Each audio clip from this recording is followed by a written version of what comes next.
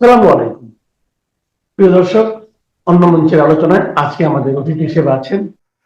আপনারা হয়তো ইতিমধ্যে এই খবরটি পেয়েছেন যে বাংলাদেশ থেকে মানে বাংলাদেশের ঢাকার হাই কমিশন এবং অন্যান্য যে জায়গাতে যে সমস্ত ডেপুটি হাই কমিশন আছে সেখানকার কর্মীদের পরিবার পরিজনকে ভারতে চলে আসার নির্দেশ দেওয়া হয়েছে।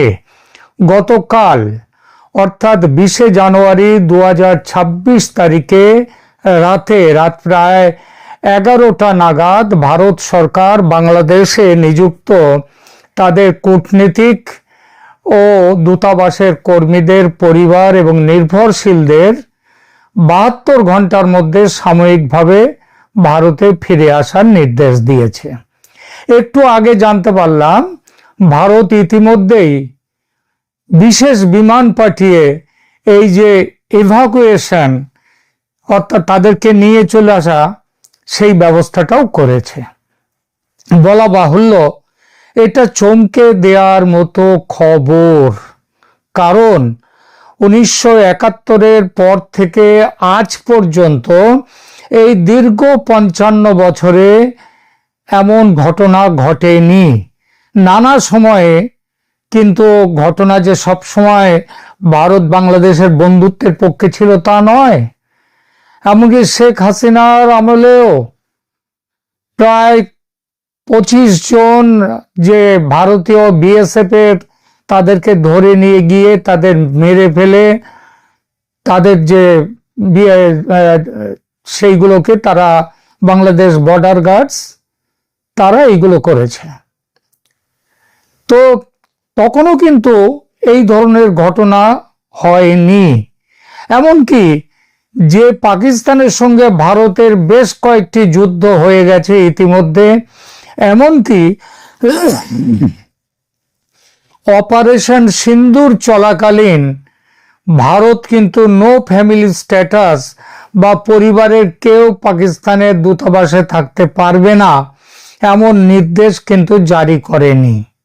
এমনকি আজ এই মুহূর্তে বাংলাদেশের ক্ষেত্রে যেমন পরিবারের কেউ থাকতে পারবে না সঙ্গে এই নির্দেশ জারি করলো ভারত সরকার, তখনও কিন্তু কর্মীদের স্ত্রীরা পাকিস্তানে ছিলেন, পাকিস্তানে আছেন, সেখানে নো চিলড্রেন স্ট্যাটাস বা বাংলাদেশের ক্ষেত্রে আদেশটি আরো করা হলো।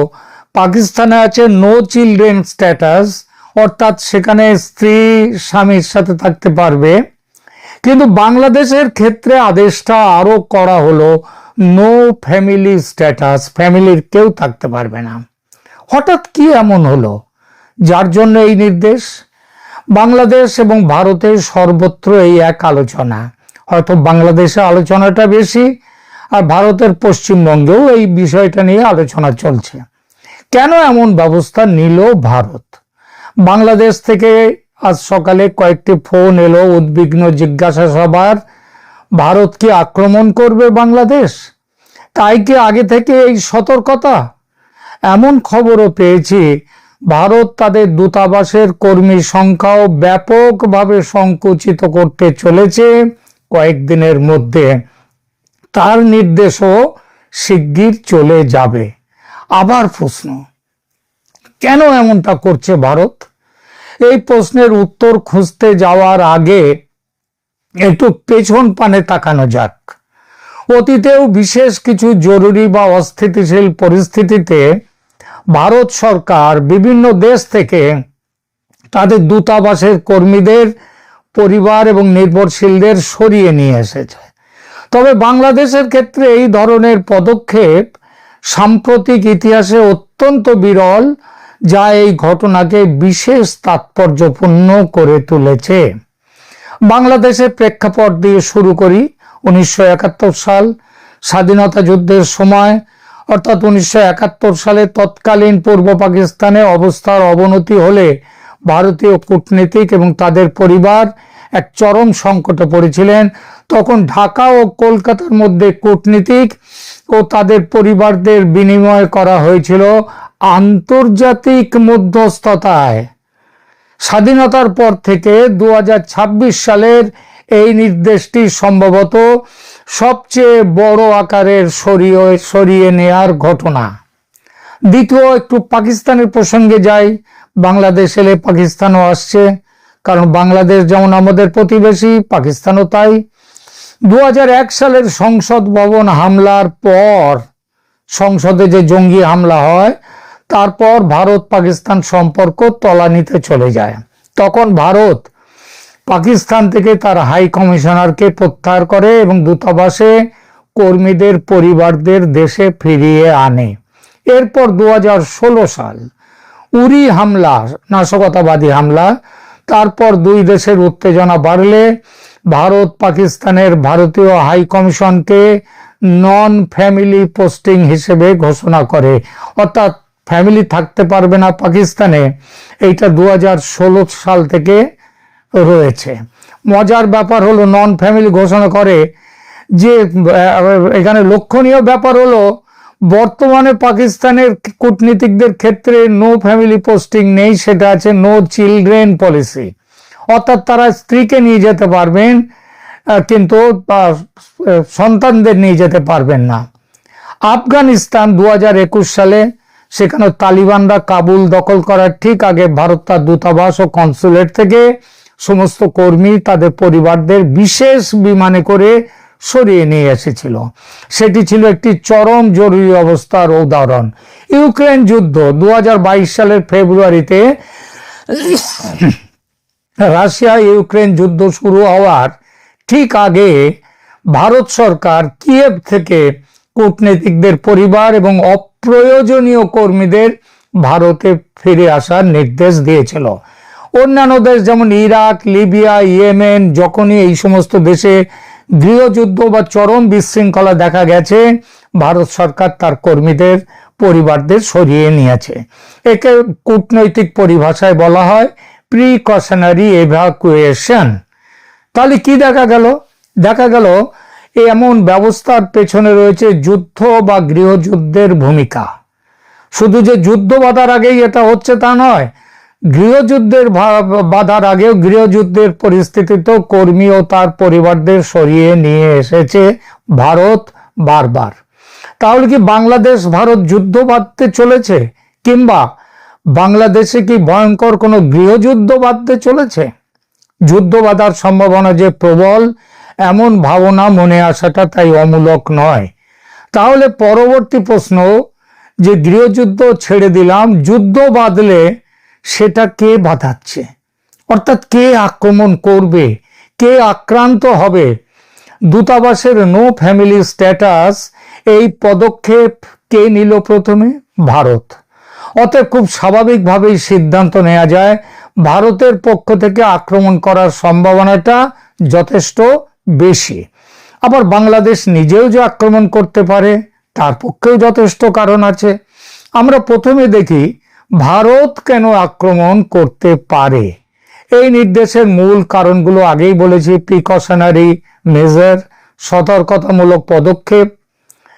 এর পেছনে আরো কিছু, ভারতের এই ব্যবস্থার পেছনে আরো কিছু উল্লেখযোগ্য কারণ আছে।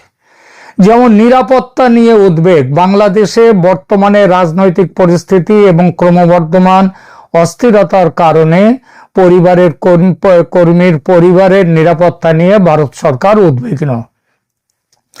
আসন্ন সাধারণ নির্বাচন, আগামী 12ই ফেব্রুয়ারির যে বাংলাদেশের জাতীয় সংসদ এবং গণভোট হওয়ার কথা রয়েছে, নির্বাচনের আগে সহিংসতা বা বিশৃঙ্খলার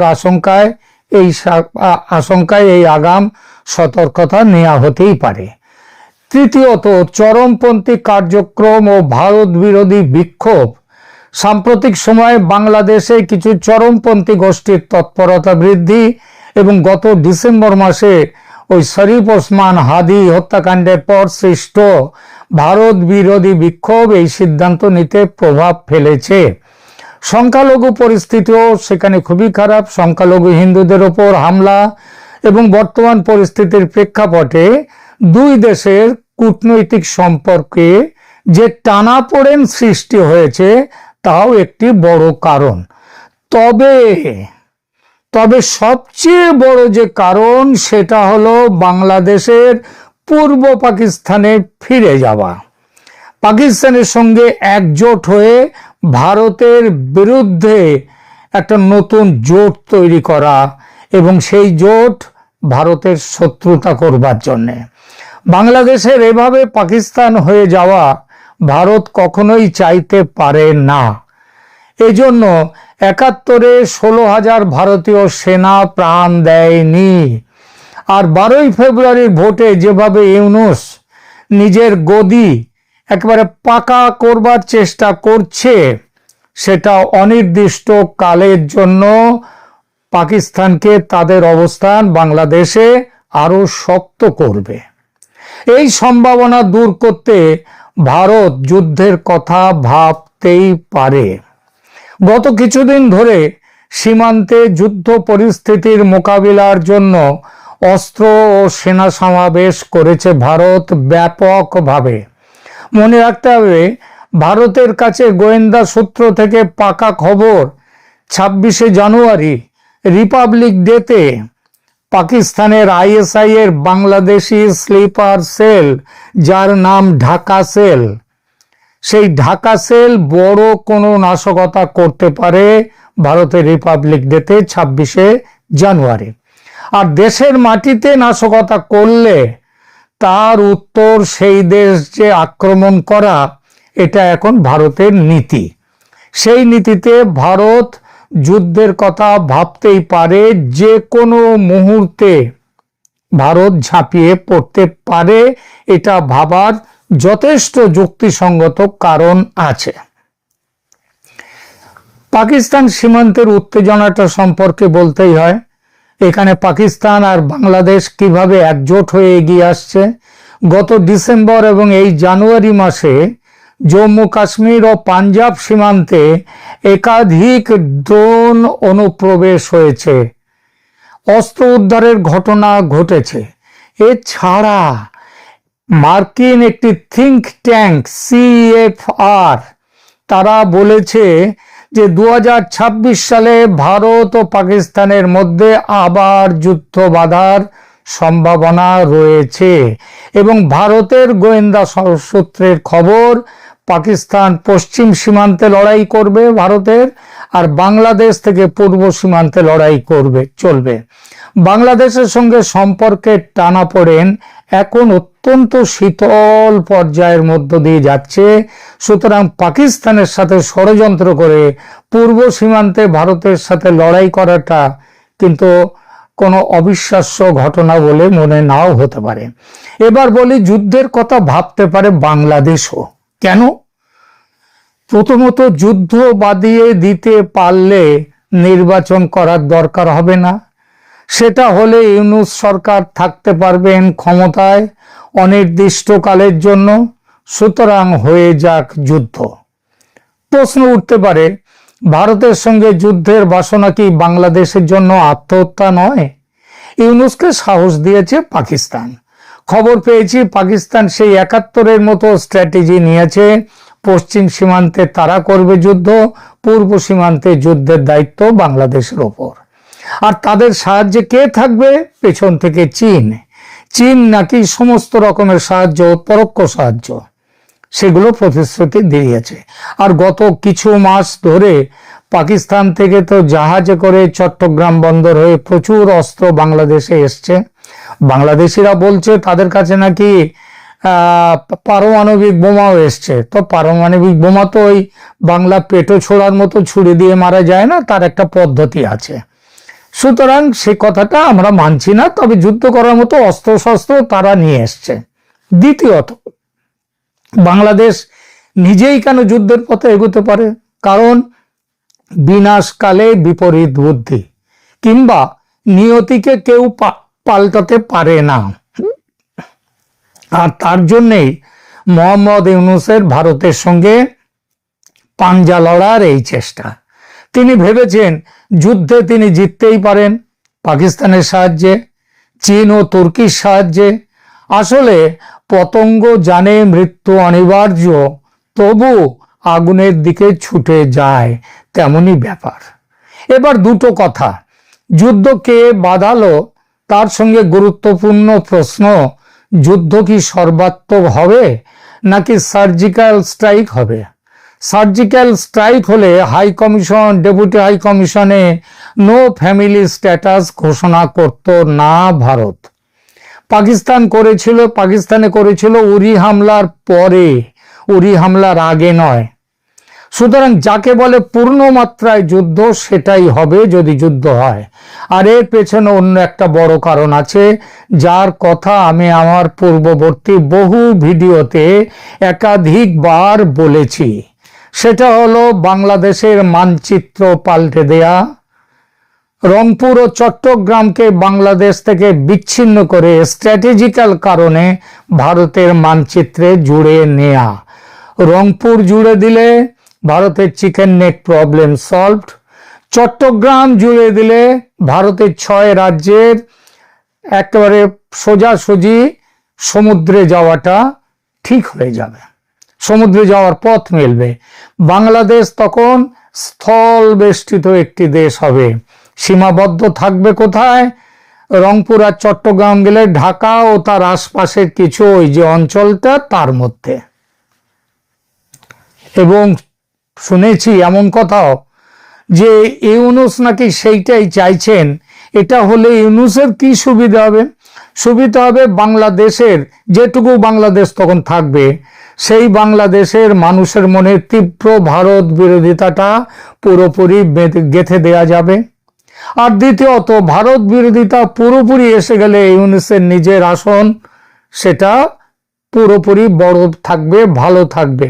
সুতরাং বাংলাদেশ উচ্ছন্নে যায় যাক, ঢাকা তার আশপাশের কিছু জায়গা নিয়ে যে বাংলাদেশ থাকবে তখন সেই দেশে ইউনূস রাজার মতো থাকবেন। যাই হোক, পরিস্থিতি যে স্বাভাবিক নয় সেটা স্পষ্ট। দেখা যাক শেষ পর্যন্ত কি হয়। কিন্তু একটা জিনিস সারা পৃথিবী জুড়ে কিন্তু এই ঘটনাটি আঁচ ফেলেছে যে কি হতে চলেছে বাংলাদেশে। ক্রিকেট বিশ্বকাপ নিয়ে বাংলাদেশকে কি ভাইজান পাকিস্তান বৃদ্ধাঙ্গুলি প্রদর্শন করলো? আমরা কয়েকদিন ধরে আসন্ন টি-20 বিশ্বকাপে বাংলাদেশের অংশগ্রহণ নিয়ে একটা অচল অবস্থা দেখতে পাচ্ছি। এবং যখন অচল অবস্থা, তখন পাকিস্তান এমন অফারও দিয়েছিল যে পাকিস্তান এই বিশ্বকাপের আয়োজক নয়, শ্রীলঙ্কা এবং ভারত আয়োজক। সেই হেতু পাকিস্তান এমন কথাও বলেছিল গণমাধ্যমের কাছে, আইসিসির কাছে অফিসিয়ালি প্রস্তাব দিয়েছে কিনা সেটি বিবেচ্য নয়, কিন্তু গণমাধ্যমকে বলেছিল যে বাংলাদেশের খেলাগুলো আমরা পাকিস্তান আয়োজন করতে পারি। এবং পরবর্তীতে শোনা গেল যে বাংলাদেশ যদি ক্রিকেট বয়কট করে, বিশ্বকাপ ক্রিকেট বা খেলতে না পারে, অংশ নিতে না পারে, তাহলে পাকিস্তানও সেই খেলায় অংশগ্রহণ করবে কিনা সেটি পুনর্বিবেচনা করবে। কিন্তু কয়েকদিন না যেতে ভুল পাল্টে গেল। এই বিশ্বকাপে অবশ্য পাকিস্তানের খেলাগুলো ভারতের মাটিতে নয়, আগে থেকেই তারা সেইভাবে দাবি জানিয়ে সেট করে নিয়েছে তাদের খেলাগুলো শ্রীলঙ্কায় অনুষ্ঠিত হবে। নিরাপত্তার কারণ দেখে ইতিমধ্যেই ভারতের মাটিতে বিশ্বকাপ খেলছে না পাক ক্রিকেটাররা। যেহেতু বাংলাদেশও দাবি করেছে ভারতে নিরাপত্তা নেই, সেহেতু সেই ইস্যুতে বিসিবির পাশে দাঁড়াবে পিসিবি, এমনটাই শোনা যাচ্ছিল। আমি শুরুতেই যে কথাগুলো বললাম, তবে শেষ পর্যন্ত সূত্রের খবর বিশ্বকাপ বয়কটের কথা ভাবছে না পাকিস্তান। সূত্রের খবর বাংলাদেশ নাকি ভাইজান পাকিস্তানের কাছ থেকে ক্রিকেটীয় এবং প্রশাসনিক সাহায্য চেয়েছিল। মনে রাখতে হবে, পাক বোর্ড প্রধান মহসিন নাকভি অতীতেও টি-20 বিশ্বকাপে বাংলাদেশকে সহযোগিতার আশ্বাস দিয়েছিলেন। এরকম একটি পরিস্থিতিতে সোমবার খবর ছড়িয়ে পড়ে যে পাকিস্তান নাকি টি-20 বিশ্বকাপের প্রস্তুতি বন্ধ করে দিয়েছে। আগামী 7 ফেব্রুয়ারি টুর্নামেন্টের প্রথম দিনেই পাকিস্তানের ম্যাচ রয়েছে নেদারল্যান্ডসের বিরুদ্ধে। ওই ম্যাচ দিয়ে শুরু হচ্ছে টি-20 বিশ্বকাপ। কিন্তু সেই ম্যাচের আগে আচমকা সলমান আলী আঘাতের প্রস্তুতি বন্ধ করে দেওয়া হয়। পাক সংবাদ মাধ্যমে বলা হয় ভবিষ্যতে তাদের করণীয় কি সে ব্যাপারে টিম ম্যানেজমেন্টকে শীঘ্রই পিসিবির পক্ষ থেকে জানানো হবে। পাকিস্তান যদি শেষ পর্যন্ত বিশ্বকাপ না খেলার সিদ্ধান্ত নেয় সেই বিষয়েও দলকে প্রস্তুত থাকার কথা বলা হয়েছে। তবে 24 ঘন্টার মধ্যেই সেই অবস্থান থেকে পিসিবি একেবারে 180 ডিগ্রি পোল্টি খেয়েছে বলেই শোনা যাচ্ছে। এক সংবাদ মাধ্যমকে পাক বোর্ডের প্রতিনিধিরা জানিয়েছেন টুর্নামেন্ট বয়কট করাটা মোটেই পাকিস্তানের অবস্থান নয়। আগের সিদ্ধান্ত মতোই শ্রীলঙ্কায় গিয়ে সমস্ত ম্যাচ খেলবে পাকিস্তান। যেহেতু ভারত চ্যাম্পিয়ন্স ট্রফি খেলতে পাকিস্তানে যায়নি, একইভাবে নিরাপত্তার অভাব দেখিয়ে পাক দলও ভারতে খেলতে যাবে না। কিন্তু তার সঙ্গে টুর্নামেন্ট বয়কটের কোনো সম্পর্ক নেই। বাংলাদেশ যে বিশ্বকাপ খেলতে পারছে না বা খেলতে যাবে না, এটি আরেকবার আজকে ক্রীড়া উপদেষ্টার কথা থেকেও বেরিয়ে এলো। ক্রীড়া উপদেষ্টা আজকে বলেছেন অযৌক্তিক চাপ তৈরি করে আমাদের ভারতে খেলতে বাধ্য করা যাবে না। আজ দুপুরে সচিবালয়ের সাংবাদিকদের মুখোমুখি হয়ে এ কথা বলেছেন যুব ও ক্রীড়া উপদেষ্টা আসিফ নজরুল। তার পরিষ্কার বার্তা, অযৌক্তিক শর্ত মেনে ভারতে টি-20 বিশ্বকাপ খেলতে যাবে না বাংলাদেশ। অর্থাৎ কথা ক্লিয়ার, বাংলাদেশ টি-20 বিশ্বকাপে খেলতে যাচ্ছে না এবং বাংলাদেশের পরিবর্তে র্যাঙ্কিং এ যে দলটি আছে, আমরা শুনতে পাচ্ছি যে স্কটল্যান্ড র্যাঙ্কিং এ উপরে আছে, সর্বোচ্চ র্যাঙ্কিংধারী। বাংলাদেশ বাদ পড়লে স্কটল্যান্ড খেলতে যাবে। এতে করে ক্ষতি কার হচ্ছে? আইসিসির ক্ষতি হচ্ছে, ভারতের ক্ষতি হচ্ছে, ক্ষতি তো হচ্ছে বাংলাদেশের। এই ক্ষতিটা কেমন আমরা সেটাও একটু দেখে নেই। যে এই যে আসিফ নজরুলদের যে গোড়ামি গোয়ার্তুমির কারণে বাংলাদেশের 12টা বাজিয়ে দিয়েছেন, আজকে বাংলাদেশ ক্রিকেটেরও 12টা বাজিয়ে দিতে চাইছেন। বিসিবির ফিনান্স বিভাগের সাবেক চেয়ারম্যান এম নজরুল ইসলামের বক্তব্য অনুযায়ী আইসিসি থেকে বছরে $20.4 মিলিয়ন পায় বাংলাদেশ। তবে টাকার চেয়েও বেশি ক্ষতি ক্রিকেটীয়। এই বিশ্বকাপ বয়কট করা হলে পরবর্তী টি-20 বিশ্বকাপ খেলার যোগ্যতা অর্জন করতে বাছাই লিগে খেলতে হবে বাংলাদেশকে। টেস্ট খেলুড়ে দেশ হিসেবে বিষয়টি মোটেই সুখকর হবে না বলেই মনে করা হচ্ছে। বিশ্বকাপ খেললে ক্রিকেটাররা আর্থিকভাবে লাভবান হতো। ম্যাচ ফি, পারফরমেন্স বোনাস এবং অংশগ্রহণ ফি টাকা জমা হতো বিসিবিতে। বিশ্বকাপে না খেলে সেই টাকা পাবে না, বা এর থেকে বড় ক্ষতি বিশ্বের কাছে নেতিবাচক বার্তা যাবে। এই ইমেজ পুনরুদ্ধারে অনেক সময় লেগে যেতে পারে। বিশ্বকাপ খেলা না খেলার সিদ্ধান্ত নেওয়ার স্বাধীনতাকে বিসিবিকে দেওয়া উচিত ছিল। বিসিবি সিদ্ধান্ত নিলে পরিস্থিতি এতটা জটিল হতো না। এখানে সরকারি হস্তক্ষেপ বিপদ ডেকে এনেছে। এখন তো ইগো পর্যায়ে চলে গেছে। এই জায়গা থেকে বেরিয়ে বিশ্বকাপ খেলা কঠিন। এবার টি-20 বিশ্বকাপের আয়োজক যৌথভাবে ভারত শ্রীলঙ্কা হওয়ায় বিকল্প ভেন্যুর দাবিতে শক্ত অবস্থান নিতে পেরেছে বাংলাদেশ। একক ভেন্যু হলে সেটি কোনোভাবেই সম্ভব হতো না। 2031 সালের ওয়ানডে বিশ্বকাপেরও যৌথ আয়োজক বাংলাদেশ ও ভারত। বিসিবি এবার টি-20 বিশ্বকাপ বয়কট করলে ভবিষ্যতে অন্য দলগুলো ভেন্যু পরিবর্তনের দাবি জানাবে। এই বিবেচনা থেকেও আইসিসি শক্ত অবস্থান নিয়েছে বলে জানা গেছে। আমি আগেই বলছিলাম ক্ষতিটা কার। এই যে এই মুহূর্তে যে সরকারটি আছে, সেই সরকারটি দেশের নানা ক্ষেত্রে ক্ষতি করেছে। এই সরকারের একজন অন্যতম মাস্টার মাইন্ড, প্রধান মুখ, ক্ষতির প্রধান মুখ এবং সবচেয়ে বড় ভারত বিদ্বেষী যদি এই সরকারে কেউ থাকে তাহলে তিনি হচ্ছেন আসিফ নজরুল। আসিফ নজরুলের কথিত 26 লাখ ভারতীয় বাংলাদেশে চাকরি করে। আসিফ নজরুলরা 1.5 বছর ক্ষমতায়, কিন্তু আজও পর্যন্ত সেই 26 লাখকে কি খুঁজে বের করতে পেরেছেন, নাকি কথার কথা, বিরোধিতার জন্য বিরোধিতা? ঠিক তেমনি ইগো দেখিয়ে বাংলাদেশ ক্রিকেটকে কোথায় নামিয়ে ফেলছেন। আমি আগেই বললাম যে পরবর্তী টি-20 বিশ্বকাপে খেলতে গেলে বাংলাদেশকে বাছাই পর্বে খেলতে হবে, অথচ এই খেলায় অংশ নিলে সরাসরি পরবর্তী টি-20 বিশ্বকাপে বাংলাদেশ খেলতে পারত। এবং সেই হিসাবে আর্থিক ক্ষতির কথা শুনলেন, আর কত ক্ষতির মুখে পড়বো আমরা। আসিফ নজরুলরা এমন ক্ষতি করে দিয়ে যাচ্ছেন।